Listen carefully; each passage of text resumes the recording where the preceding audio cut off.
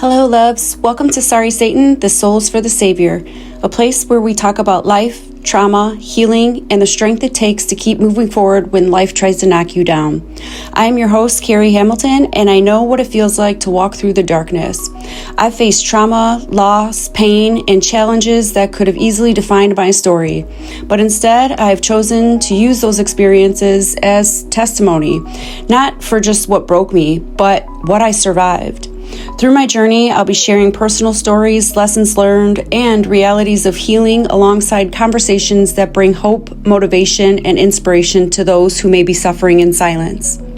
My goal here is simple: to be the light for those who we have lost, a voice for those who feel unheard, and proof that survival is possible even when the odds seem stacked against you. No matter where you are on your journey, I want you to know that your story matters, your pain is valid, and your future is still being written. Thank you so much for joining me. This is Sorry Satan, the Souls for the Savior, where trauma becomes testimony, survival becomes purpose, and hope rises above all. And now I turn you over to today's episode. Hello, loves. Today's episode is something that affects countless families, but is often spoke about in whispers: children, safety, and divorce. If you're going through a divorce right now, or maybe you have children and a lot of times they are hesitant to go by your house, or you're having issues with them, wanting to go back by their mothers or fathers, this episode is for you. When a marriage ends, it's easy for adults to become consumed by pain, anger, betrayal, and heartbreak. But in the middle are children, little hearts trying to make sense of the world, and a world that suddenly feels uncertain. They don't ask who's winning or whose side they should choose. They aren't asking who's right, who's wrong. They're asking one simple question: am I safe? The Bible reminds us throughout Scripture that God has a special place in His heart for children. He calls upon them to protect them, to nurture them, and never, ever become the reason they carry the wounds that were never meant for them to bear. Today we'll discuss what true safety looks like for a child, how divorce impacts children emotionally and spiritually, and why every decision should be centered around their well-being rather than your adult conflicts and issues between one another. Because at the end of the day, the children don't need perfect parents. They need safe parents, present parents, and parents who love them enough to put their needs first. Well, I'm just going to cut right to it here. So I have a client who is going through some things that are in regards to children, her divorce, and she had said that she didn't mind me sharing her scenario. So it kind of gives you a real scenario, and maybe somewhere in there you will find your scenario, some direction, insight, and maybe even some relief. So let's do it. A little background about her. So she's in the medical sales, travels a lot, isn't home a lot, but she's also, the bread maker of the home. And her husband, going on ex-husband, does work as well, just not as much as her. And he is more so the home, at-home dad, I guess you could say, but more than her. So she is absent a lot and traveling, but at the end of the day, obviously they both love their children very, very much. And in the beginning, there was love that brought them there.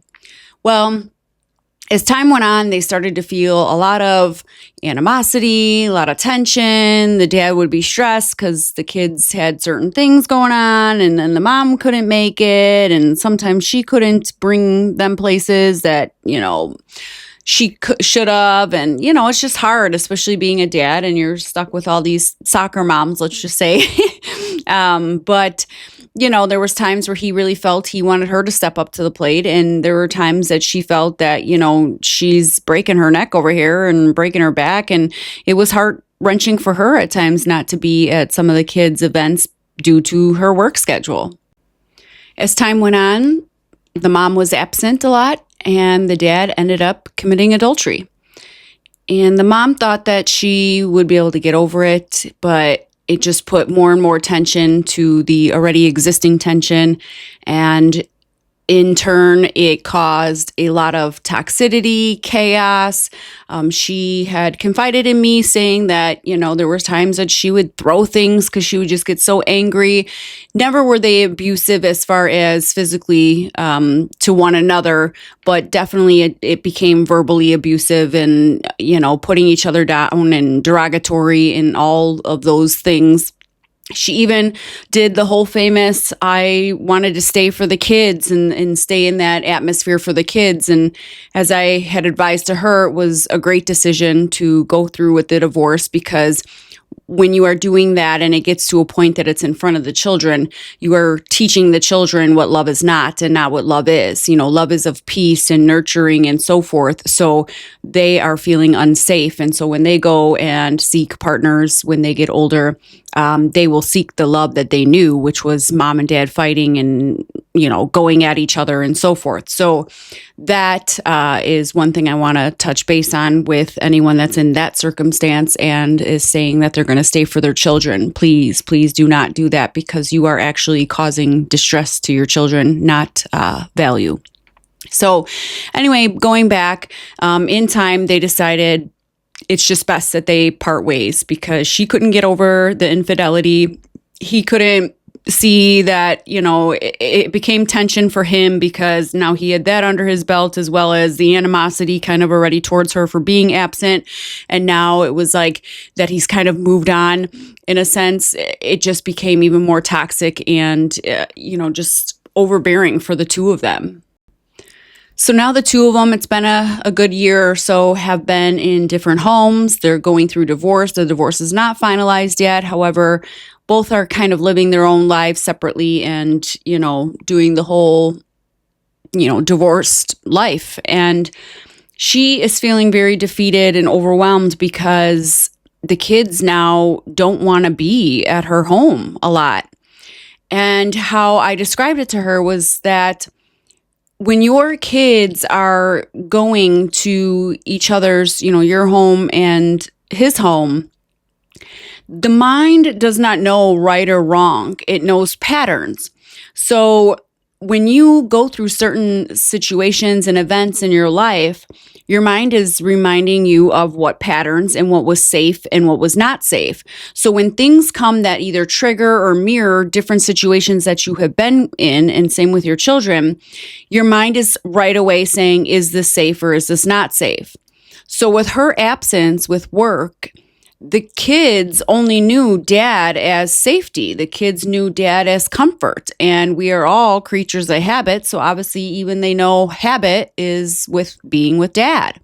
So now when you come along and you are in separate homes and the kids are needing to go spend parenting time with you, they're not feeling safe. They're feeling out of place. They're feeling uncomfortable because they don't know mom as loving and nurturing. And don't get me wrong, I don't want it to seem that, that mom isn't that kind of person, but they don't know that because it's foreign to them. They're now starting to build this relationship with mom outside of the toxicity that they knew because dad's not around anymore for them. For her and him to fight. And then on top of it, now they're going in this home that they don't really have that time, that experience with mom because she was always gone working.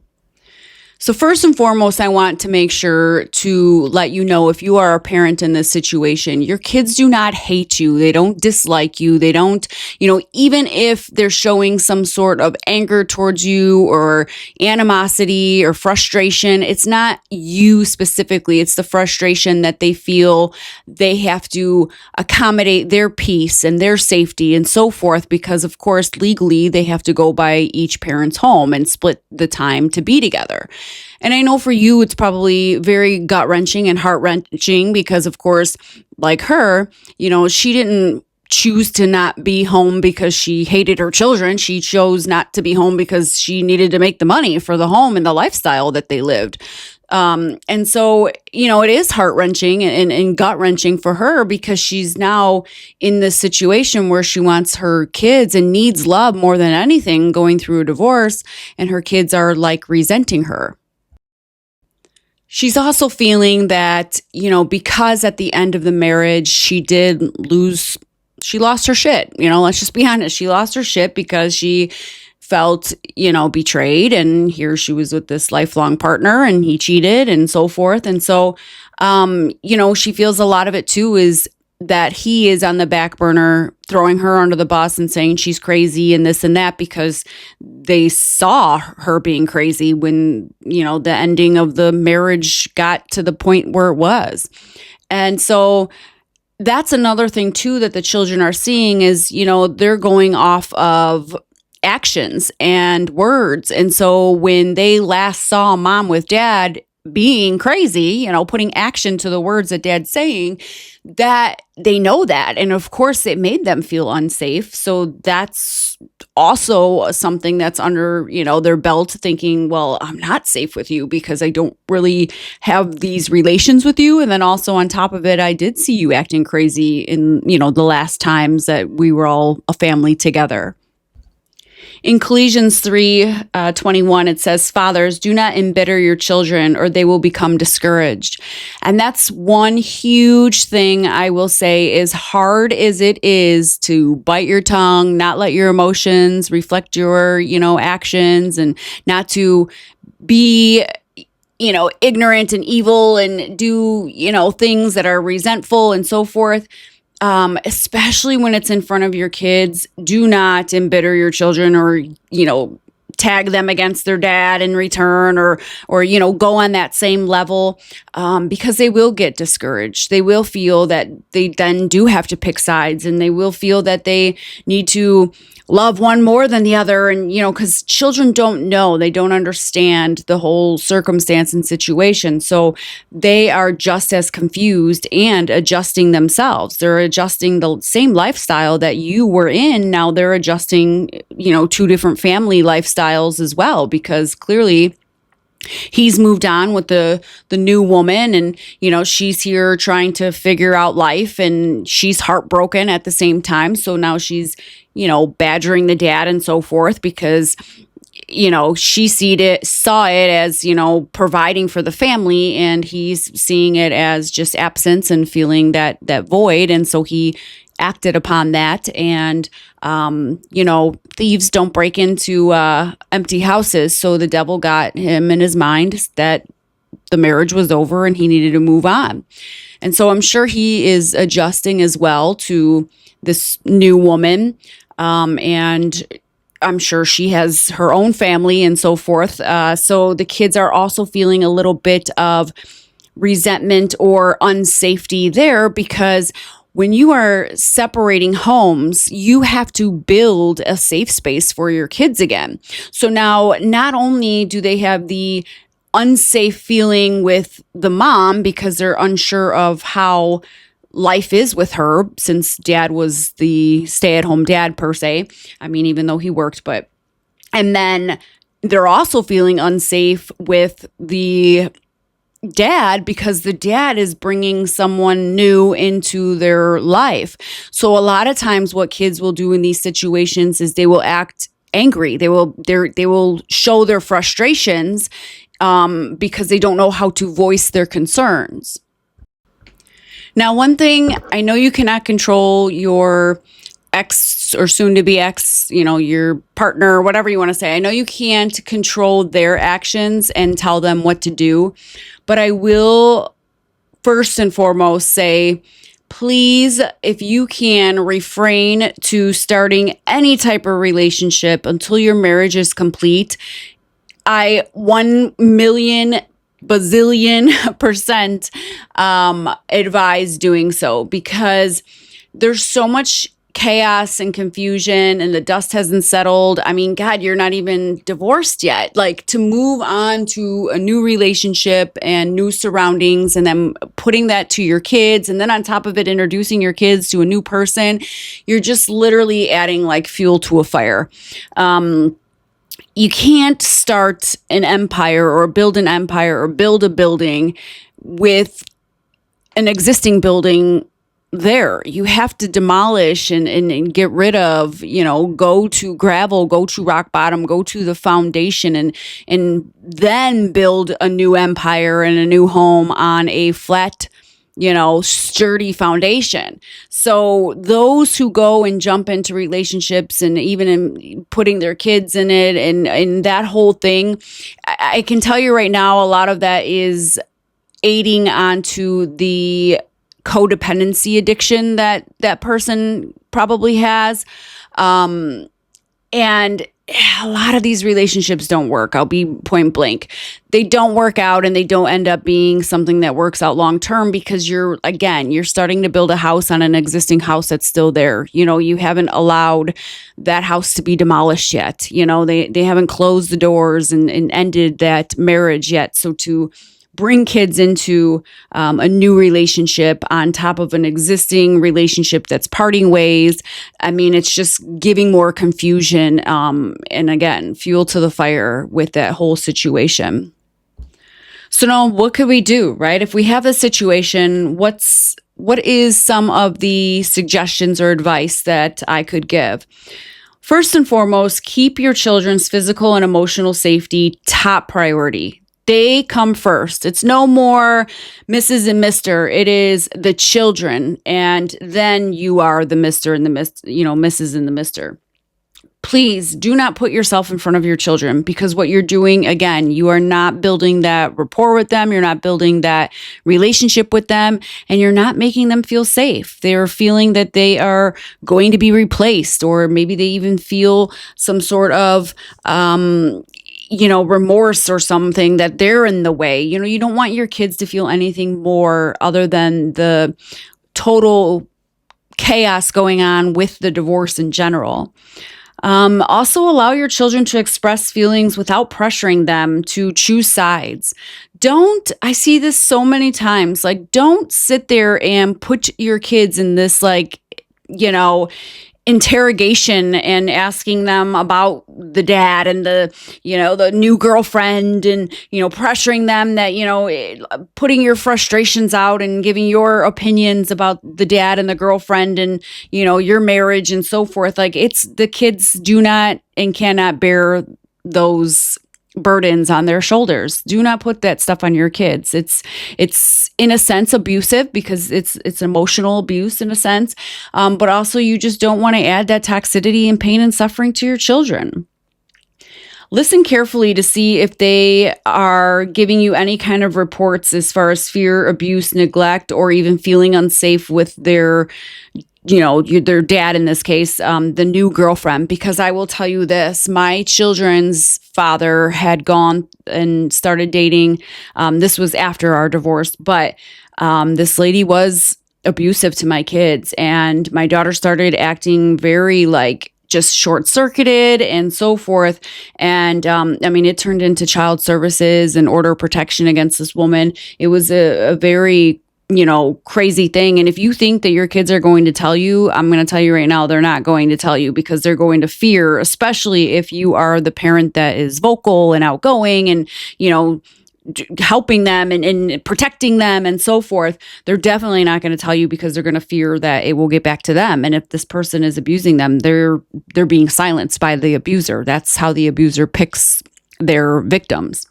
And I can tell you that I am a survivor of child abuse. And make sure that you are documenting any specific concerns and communicating them through the appropriate legal, through counseling, child protective channels, anything in that circumstance. If you see anything or you are realizing or noticing different behaviors in your children, make sure you start documenting them. Because as I just said, my daughter started getting very short-circuited. I would tell her to go brush her teeth and she'd be like, I'm doing it. And she doesn't talk back to me. So I was like, whoa. And at first I thought, well, gee, maybe this is like a puberty thing or something. But no. She was short-circuited because she was on edge. She was on eggshells and, you're in survival mode. Your amygdala basically is in that, fight and flight mode. And so when your parent who you are comfortable with says something that, gives direction, they will be short-circuited and act differently. So make sure that you dig deep when your children are by new individuals, with your ex-partner. Stay positive. Encourage a relationship with both parents. Let them know. Say, mom, it's not that mom doesn't love dad. Dad just chose a different life, or, just encourage them that, we all just love each other. Try to be that. I always say, put those rose-colored glasses on and, talk that ex up, because in the long run, as much as you want to bite your tongue and you want to tell them the truth, in the long run, it makes you look like a better person, because you're not letting that anger interfere with your emotions, and you're not allowing someone's ignorance to become a reflection of your character. And the kids will see that in the long run. And then make sure that you seek support with therapists, counselors, GALs, which are guardian ad litems. Like, make sure that you seek any support that you may need, that you feel needs to be addressed if there is change in behavior or concerns with your children. If you're the parent out there feeling discouraged, feeling, in a way, I guess you could say, taking it personal, you're feeling defeated, that you're not good enough parent or whatever, you're taking it in a personal matter, please know that it is not you physically. It is the fact that it's the safety versus unsafety. And the way you break that is by breaking the habit. Become the more frequent and become the present parent, and make adjustments in your schedule, or even if you have to get a new job that lets you be home more and see your children more. You got to build that rapport with your kids to let them know that they are in a safe place, and you got to make that safe zone and that safe place for them, because they are number one now. And I'm also going to tell you this. History repeats itself, and patterns repeat themselves until they're broken. And possibly this is also maybe an eye-opener for you, because maybe you are actually experiencing something from your childhood. Maybe you had that parent, that mom or that dad that was, cheated on your parent, and then you ended up living with the parent that didn't cheat and grew up hating the other parent, the one that cheated. And I'll say this, when I don't obviously condone cheating by any means, but most individuals that cheat in marriages are because they either don't feel emotionally heard or physically, felt. They're missing that emotion. They're missing that love, that attention. They're seeking that. They're seeking to be heard. They're seeking to be felt. They're seeking to be loved. They want that love back that was there when the marriage began. And so a lot of times then when it becomes one that cheats and has infidelity and so forth, obviously the one that didn't cheat is the one that gets bitter and causes commotion and all and so forth. And so maybe you were that child that had that parent that you don't talk to, or you thought that, you didn't see the whole picture. And parents aren't going to share that with the children, because it's not the children's business. In time, sure, you may find out bits and pieces, and maybe that parent looks like the bad guy overall, and maybe they are the bad guy. I mean, I'm not trying by any means to state that, they were okay for what they did or anything in that nature. But where I'm getting at is maybe this is a way of God having you open your mind and your heart and understand that what happened between the parents isn't necessarily something that was a reflection for you to endure or to make yourself feel that you weren't good enough to be loved, or that maybe that parent that cheated ended up abandoning you in that situation, maybe because the parent who got emotionally involved and had recourse and resentment and stuff against the one that cheated, maybe it caused very toxic situations for that other individual, and they just got tired and wanted to just throw in the towel altogether with the children. And you were wrapped up in it, and it wasn't that the whole time that your mother or father didn't love you, the one that ended up walking away from the whole situation. Maybe it was a mistake on their behalf, and they saw that, and now, they lost their kids in it and so forth. And so maybe this is the way that history is repeating itself for you, to Maybe this is a opening for you, God's way of pushing you into rekindling that relationship with that parent that you had animosity against for their infidelity or their abandonment or, just something in that nature. If that's something that it does, affect you.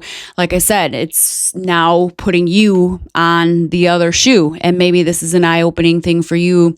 Let's say if it was your mom cheated on your dad and now, you don't talk to the mom anymore. And now here you're the one that's got the infidelity. And now you're the one that's seeing the resentment from the kids. And you're the one that's feeling that you're struggling and pushing to see your children, and that animosity, is your ex now and so forth. Like maybe this is an eye opener for you to do some homework or have forgiveness and forgive that of your parent and the situations that they were in, and maybe try to rekindle that that relationship with your parent if that pertains to you. So as we close today, I just want you to remember this, that children should never have to carry the weight of adult battles. They deserve safety, stability, love, and all the freedom that they can do and they can have to simply be kids. Whether you're a parent walking through divorce, an adult healing from childhood wounds, or someone supporting a family in crisis, never underestimate the impact of creating a safe space for a child or your children to feel seen, heard, and protected. The choices we make today can shape generations tomorrow. And maybe you're one of those people that are experiencing the generation from your childhood and now into today's day and age. Thank you so much for joining me on Sorry Satan, the Souls for the Savior. It's a safe place where we talk about life's challenges, trauma, healing, faith, and finding hope when the road feels impossible. If this episode touched your heart, please share it with someone who may need it. Until next time, remember that your past may explain you, but it doesn't have to define you. Talk to you soon. Much love.